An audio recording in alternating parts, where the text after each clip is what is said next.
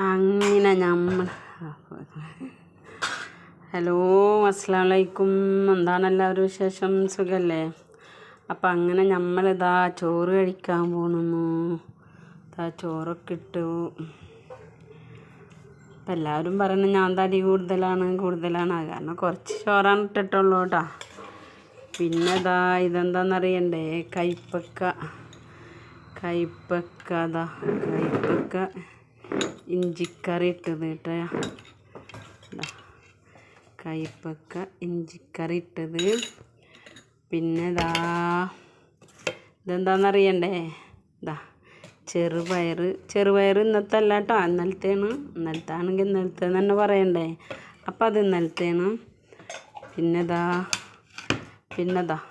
മീൻ ചെറിയ മത്തി പൊരിച്ചത്.